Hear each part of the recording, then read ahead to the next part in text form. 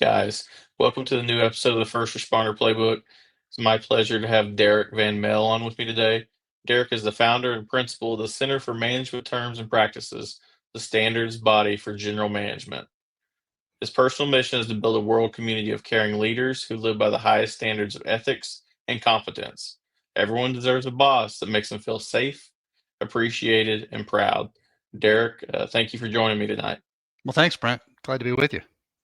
Yeah, I'm excited to have you here. Kind of like we were talking about off air a little bit is in law enforcement, that I can speak to directly, but first responders in general, there's a need for more standardized set of leaders, leadership training, but just leaders in general that care and, can show some empathy to their people they're leading.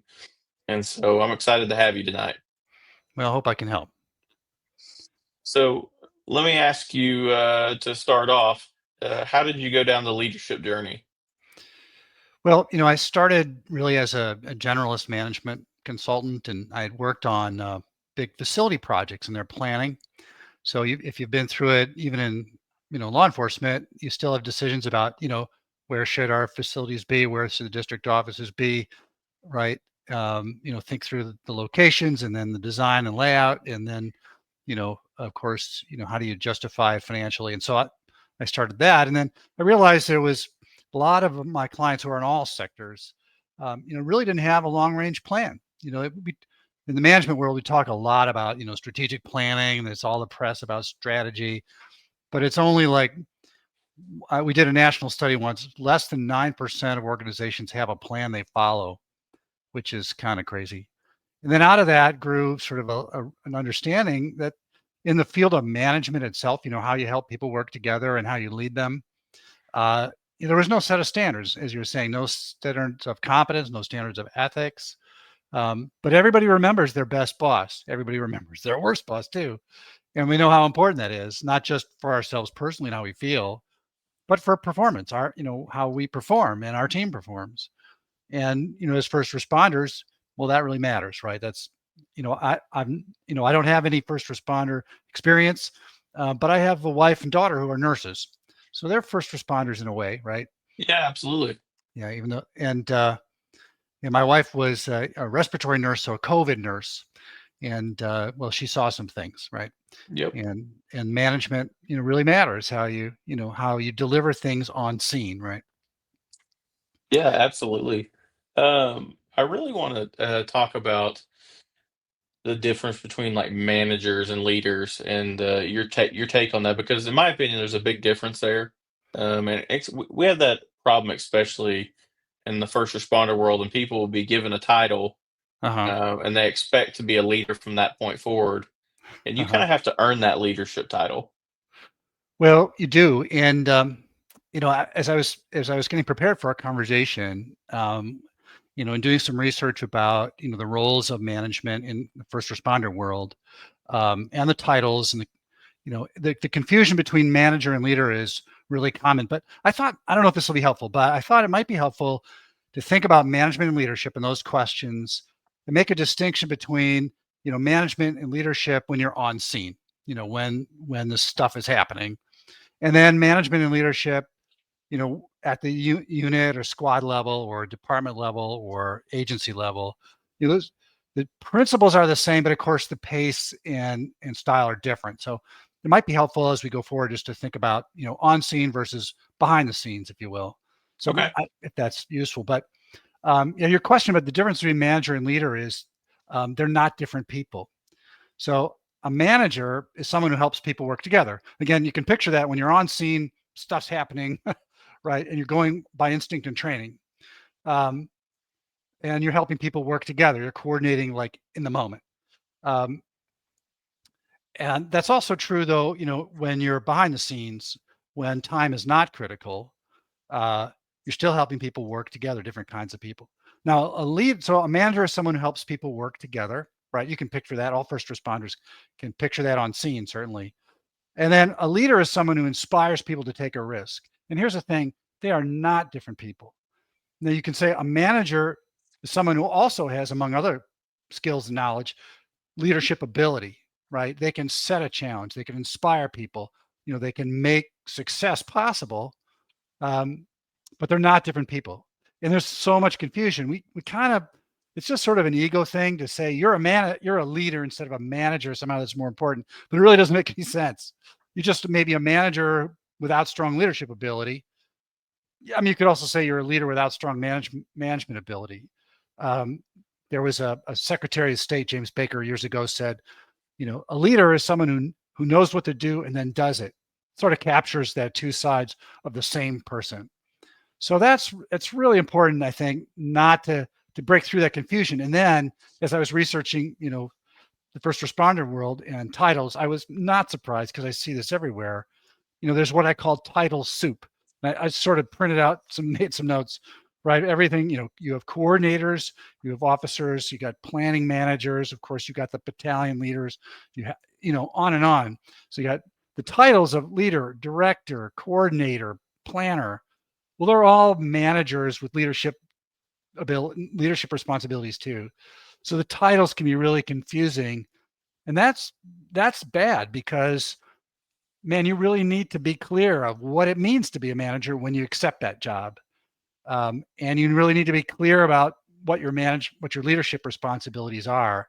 Again, in these two very different modes that, and there are lots of people, I'm certain, in the first responder world that are both on scene and have those responsibilities. They're the unit leader, but they also have, maybe leadership responsibilities and management responsibilities sort of between incidents. And then they're sort of taking the longer view and broader view. So, you have to really be clear what those roles are. So I don't know if that's clarifying. Maybe it's disappointing. Some people think of themselves as a manager or a leader, but you got to be able to make stuff happen, and wear the manager hat too. No, I actually really enjoyed that distinction because that really helped clear some things up and maybe some misconceptions even I had. So I always tell people that this is not a podcast of me knowing everything. I'm learning just as much as everybody else listening. And so I really enjoyed that distinction there. Good. Um, what are some things, because we come from a very paramilitaristic mindset for the most time. Hmm. What are some ways that we can work on, leadership to like improve that like middle management level of like, because the problem we run into a lot is you'll have your administration that's, a lot of times in a separate building or there at Hmm. separate times from you. And then you have your middle management that's there usually the same time you are, and stuff gets lost in translation, be it because of times or just being in different buildings. What are some ways that you can work on improving that communication and Yeah. trust? Well, the only way to motivate people is to give them meaningful work. And when you're on the front lines, right, uh, pretty clear that your work is meaningful. You're saving lives, protecting property, whether you're a police officer, firefighter, ER nurse, right, FEMA coordinator. Uh, so the best way to get through that, make that clear, is right to see how everybody connects to the good that you do in the world. And when you're in a management role and a good manager sometimes sort of stays in the background. They're letting the people in the front sort of get the credit, be accountable, and get recognition. So you start to get disconnected. And like you say, they're often in different buildings, and that's a problem. So an analogy, maybe your listeners would find this useful, is because I've done a lot of work in healthcare. So let's just say you picture you're in the operating room and you're the surgeon. Just picture that for a moment. We've all seen it. Either first responders have seen that in real life, or if not, you've seen it in the movies. And the surgeon looks real simple. The surgeon puts his or her hand out and says scalpel, right? And the operating nurse slaps scalpel in the surgeon's hand, and it's the right scalpel, and they're handing it to them in the right way, and it's always there just when you need it. And then that happens, hundreds of times in an operation. Well, let's just think for a minute. What does it take to make that simple transaction work? Scalpel, and there it is, right there. Well, you've got to hire the right nurses. That's an administrator. You got to train them. You have to have enough of them so you can cover odd shifts, right? You need the logistics people who are ordering the scalpels and literally thousands of other things. And that's stockpiled. Generally, it's affordable and it's positioned exactly right in the OR. Of course, then you have the people who are cleaning up, central sterile, linen, bandages, supplies. Of course, if you're in the bus on the way to a car accident, you're thinking about, you're taking your emergency room with you, right? Same kind of thing.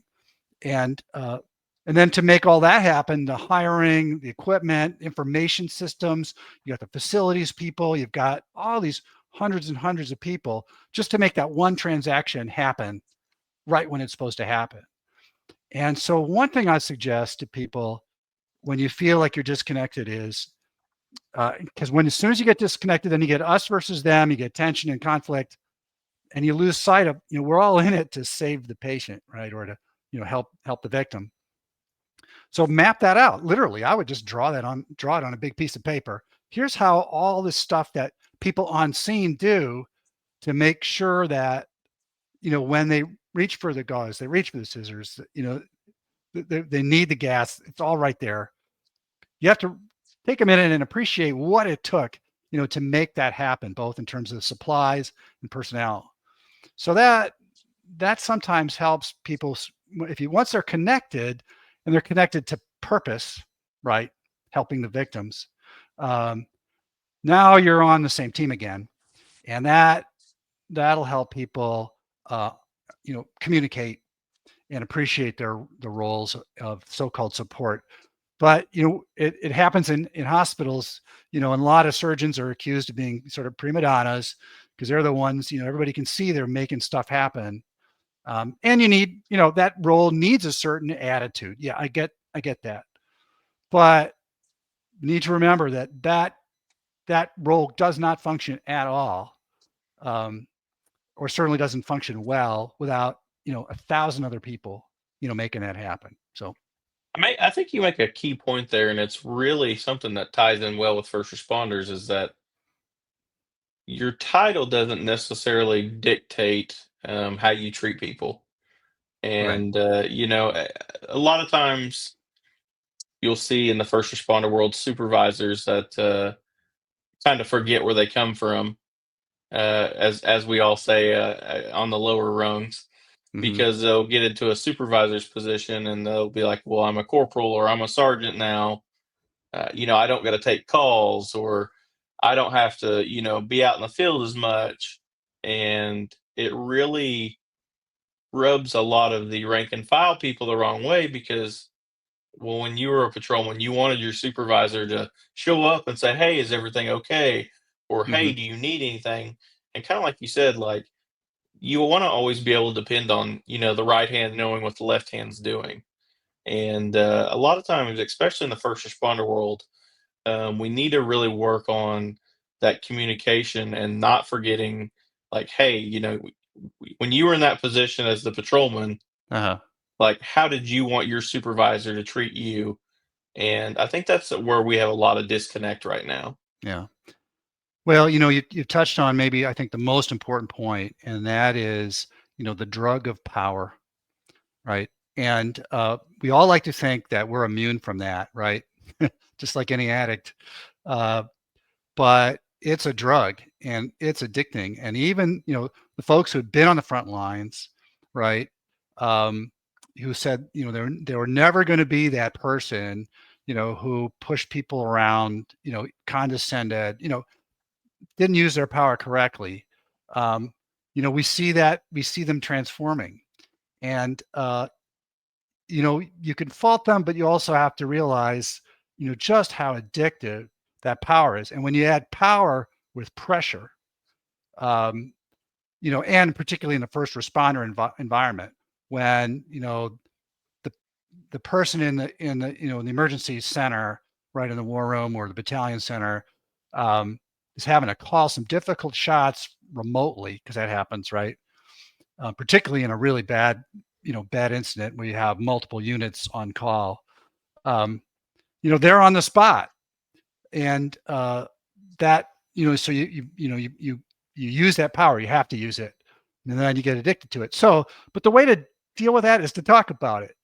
And that's why one of the three of the standards of management that comes first in our list is what we call the Pledge of Managerial Power. And it just recognizes, how much power even someone who's managing just a couple people has over, their staff. Like the story I often tell, I started off, I had a degree in economics, which was, well, pretty much useless. So my first job was I was basically a file clerk in a large real estate project, folding drawings, right? A little different than what I had planned for my life. But anyway, so one day after like a year, I'm in the file room, I'm folding drawings. HR director shows up in the doorway and says, "Hey, Derrick, here's your new assistant." There's some tall, skinny kid next to her. I'm sure you guys will get along. See ya. That was all the warning and training I got to be a manager. And that was a long time ago. But I reflect, like, did I make that kid's life a living hell? I mean, I think I'm a nice guy. I don't think I would use my power badly, but did I? You know, Right. yeah, I don't know. So and when people use power, there's a couple things to think about, right? One is, just be aware of it. And most people aren't.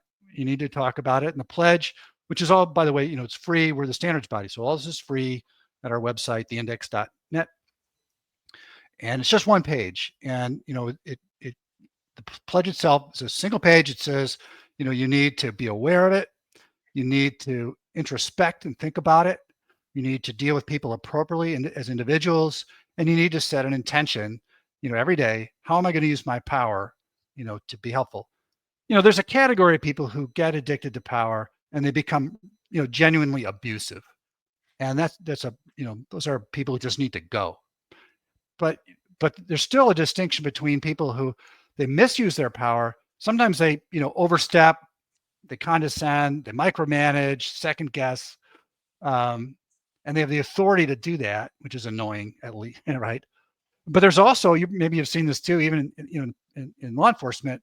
You got some bosses who don't use their power enough, right? They don't decide enough. They don't get rid of the bad apples. They don't fight for the resources that you really do need. So how you use your power is it has to be a conversation. And I found that most ethical shortcomings or shortfalls don't happen because someone's bad. I mean, I have seen that. Like, well, you're in law enforcement, I need to tell you. Yeah. But often people make ethical mistakes just simply because they're not aware of the situation that they're in and their influence there. So, so one way to deal with that is if you can get certainly someone with a lot of authority, broader authority, to recognize, yeah, this is an issue. We don't want to have happen what you're describing is someone comes up from the front lines, promises they're never going to be that guy. They get promoted, then they do become that guy. And then people get upset, they underperform, they quit. Yeah, I think you hit the nail on the head, especially because once you kind of lose faith in that leadership, it's hard to get it back. Yeah. And, that's a problem we're running into everywhere across America right now with first responders is they're losing people left and right. Yeah. If we can do a little bit better to at least make the leadership better on top of it and the management, that can at least save one or two officers or firefighters or paramedics, whatever it may be. Um, then let's do it because Yeah. we can't afford to lose any more people. I think every agency I know is, shorthanded and running from call to call, and so I'm with you. I love that. But you mentioned it, and I want to talk about it because I've been checking it out and I really enjoy it. Let's talk about the index. Okay. Um, h- how did it come into about, and kind of tell my listeners what it is. Okay. So the index is a sort of all-purpose management utility. Again, you can get it for free from theindex.net. You subscribe, but there's no cost. And it puts on one screen basically, all of the management disciplines. It's sort of a 4-level tree diagram. All fits on a screen. Work on a smartphone too. In the top level are things that in the first responder world, you'd call it the administrative things, right? You'd outreach, hiring or HR, information systems, finance, and operations. and then you click on one of those terms, and then it breaks that down to 6 more, and then 6 more. And for each of those terms, there's a clear definition, and then some discussion questions, and also some, best practice resources. So one of the tricks in management is that it's always uncertain. You never are 100% done. So the index is a tool to bring all that into focus and to create a global standard. What do the basic terms of management mean? And I've worked with people, in most parts of the world, and try to get 6 people to agree what is marketing.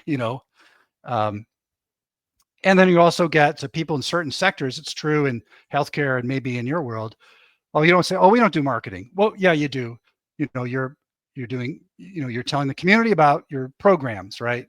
You're getting people to come to events. You're sharing information about your stats and performance. You're getting people to be engaged in what you do, right? So marketing applies. So the index is a tool to get people really clear on, all the things that a manager needs to know, sort of the best practices. And the principles are the same, in every sector. So that's what it is. And it just came about from, a lot of years in management consulting and planning. Like I was saying, I was discovering a lot of people, even with MBAs, didn't agree on what the basic terms were, or how they related one to another, or what the CFO does, or the finance director, and how can you work together if you're really not not understanding the basic terms, right? Right, for sure. I really enjoy because it happens a lot in law enforcement. Uh, Everybody works different shifts. Some works day shifts, some work afternoons, some work overnights, Hmm. some don't work weekends. And it never fails as a supervisor, they want to do a supervisor's meeting when, it's your time. You're supposed to either be off or sleeping or Uh-huh. um so you've already got a group of, 10, 15 different personalities. Then some of them don't have any sleep.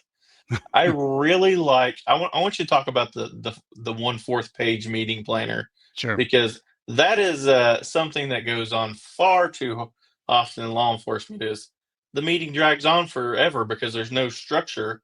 Right. I really like this. Talk about that for a little bit. Sure. Well, you know, um, uh, the quarter page meeting planner is literally it's a PDF you can download, again, for free at the toolkit on our website. And it just guides you through, what is the purpose of this meeting? Who's going to participate? What are the questions we're going to discuss? And posing the agenda as questions is really powerful.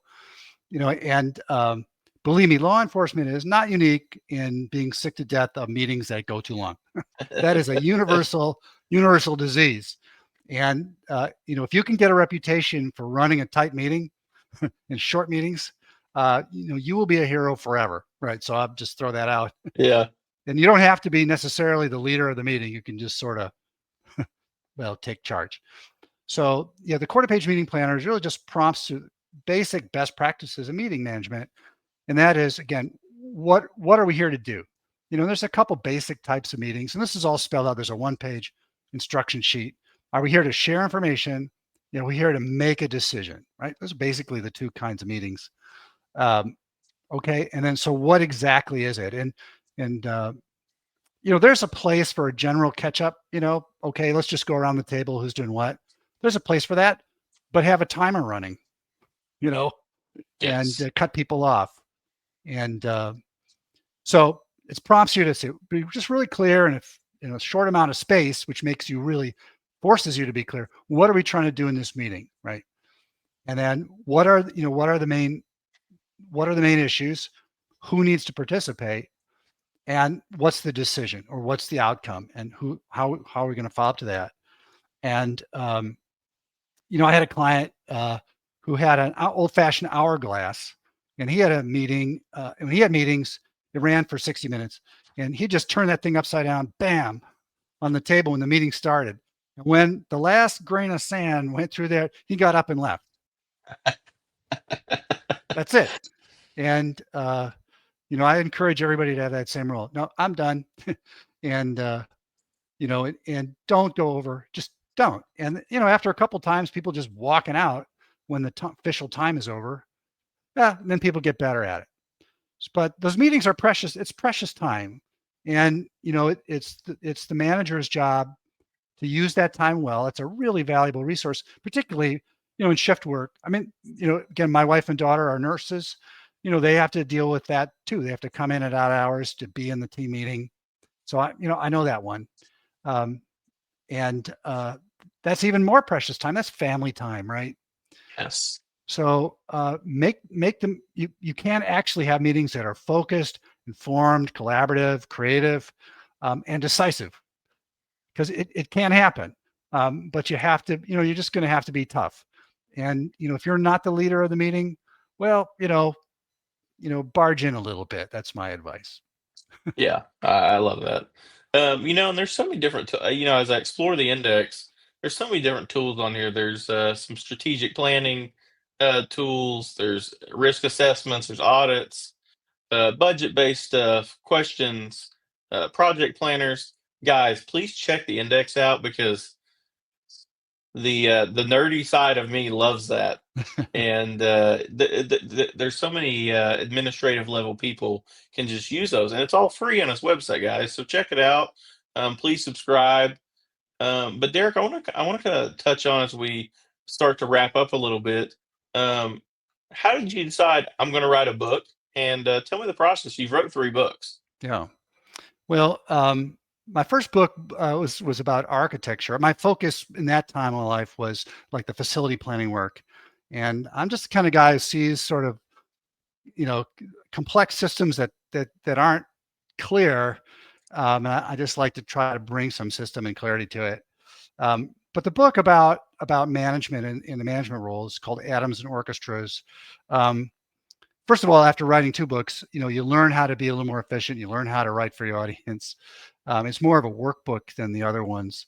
Um, but uh, what I realized is that there's only a certain percentage of people who make good managers. I don't know if that's 1 in 20, 1 in 15. They have to have that interpersonal drive to serve that you've talked about. Good news is that when you're in the first responder world, again, broaden that to healthcare and and other worlds. People are generally there to serve, and they are capable, if they're reminded of it, to put other people first. But for people who are serious students of management and they understand how much is at stake, right? It's not just right. The people who work for you are are they depend on you as leader to make their lives give their lives meaning. They'll make them look forward to coming to work every day.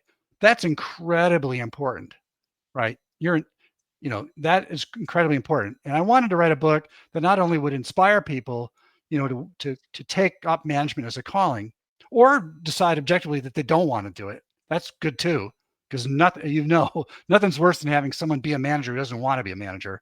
That's bad all the way around. And then I just Yes. wanted to just solve these really basic problems and provide these standard terminology, which is the index, standard of ethics, the pledge of managerial power. And then the third standard is sort of the standard of competence. What does a manager need to know? Which is called the Milwaukee model. What do I need to know about personal development, supervision, planning, the broader organizational things. And it's a really interesting time to be thinking about this because of AI and what does that mean for how we work and how we manage.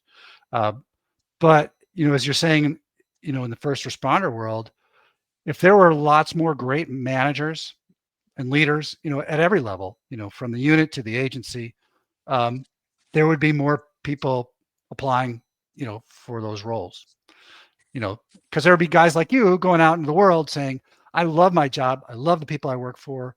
They're really great. That would bring more people into the system. That's true in every industry now. So I really wanted to inspire that. And actually, I'm now just started my 4th book, which is really just sort of get at this very basic issue. Why should someone be a manager? I mean, these questions that you're asking me and in some of these podcasts made me realize, holy smokes, there's a need to make the pitch, to that person, why you should consider it as a career. Yeah, absolutely. That's something we run into a lot with first responders, especially. And I love my dad to death, but I'll use him as an example. He was a state trooper for 24 years, and he never wanted to promote to a leadership position because Mhm. he never wanted to be around those people. It was looked at as, I don't want to say a sellout, but he didn't want to go be around administration. Yeah. And looking back on it now, he's like, I wish I would have done that. Well, And we've got to figure out a way to make people realize that sometimes it's okay to come out of your comfort zone to be that leader or manager. first of all, please tell your dad I appreciate 24 years of service. That's amazing, and he inspired his son, obviously. So Yep. that's a Thank really you. good thing. But uh, not everybody, not everybody wants to be a manager. They don't have the skill set. They have other skill sets that are really valuable. So that's fine. But and some people become managers because they do want to go in and maybe this would have been your dad on another day. I want to go get promoted, go into administration because I want to go set things right. Yep. And that's okay as long as you get the training to do that. And it's a classic mistake, happens everywhere. Oh, you're really good as a police officer, therefore I want you to be a manager. Well, it Yep. doesn't make any sense, right? There are 1,037 business schools in the world. They exist for a reason. So the training is so important. But I've tried to lay out a path that you can do that. But so one simple tip, if we're coming to the end here, I'd encourage everybody to do. If you have any inkling at all about wanting to, go into administration to become a, either a squad leader or go into administration, or maybe you've been asked to consider it.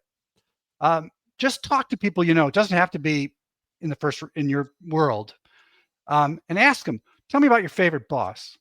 And of course, that's my work, so I've had that conversation hundreds of times, and get people talking about their favorite boss and why they were so great. You start hearing some of the same things, which is useful. They cared about me. They were fair. They were tough. They let me fail, but they didn't blame me. They taught me everything that I know. Um, you know, I make an analogy to school teacher. Now, I had an English teacher in high school, Greg Baker, and he was that kind of personality person who could put each student first. He really thought of them as individuals. Now, when he passed away, 500 former students came from all over the country to go to his memorial because he thought of them as individuals and helped them be all that they could be, not necessarily as writers and English majors, whatever field they went in. And a good boss can do that. I remember a conversation I had not long ago with a young woman. I asked her this question. She goes on and on, about her favorite boss, another woman. And I asked her, well, where is she now? Where is your boss now? Well, she's working for a Fortune 500 company overseeing, the HR function and management development function. So she's helping literally thousands of people, indirectly, but she's helping them all, you know, come to work, feel safe, appreciated, proud. I mean, that's a great thing to do. And so, maybe if people could bring that first responder mindset of service, I'm just going to throw myself into helping this person in front of me. Even it may not be the victim, but it may be the frontline person. Um, they're going to find that instead of all that tension they feel as being stuck in the middle of some hierarchy, they're going to say, "Oh no, I'm connected to purpose. I'm making a difference in this person's life. That's huge." But yeah, just ask people, tell me about your favorite boss, and then, give yourself a half an hour for the answer because people will go on about it. And maybe that'll inspire people to, think about it. And I hope that my book and the tools, um, will be guidance to make people say, yeah, it doesn't have to be chaotic. It can be positive, constructive, and we can have great meetings that end on time. Yeah, absolutely. And I, Yeah. I love that. I mean, you hit the nail on the head. That's a great starting point of, find your boss that you knew, who's your favorite one, and that's a good starting point for pretty much anybody in any field. So I love that. Good. Um, so guys, theindex.net, you can contact Derrick on there. There's tons of free tools that can help in your management leadership journey. Derrick, where can they get your book at? Your books? Well, the links are on the website under book, I think, and Okay. or Derrick Van Mell at Amazon, and it'll take you there. And if any of your listeners want to just chat with me and talk a little bit, learn a little bit more, or learn how to apply it, or talk through a situation, I'm happy to do that. I'm at this stage in my career where I'm just here to help people. It's, I don't get paid for every time I take a breath, so Yep. they should feel free to contact me. And how can they contact you? Yeah, all that's on the website, theindex.net. Awesome. Yeah. Guys, Derrick, thank you for joining me tonight. You've been awesome. And everybody stay safe out there. All right, Brent, thank you.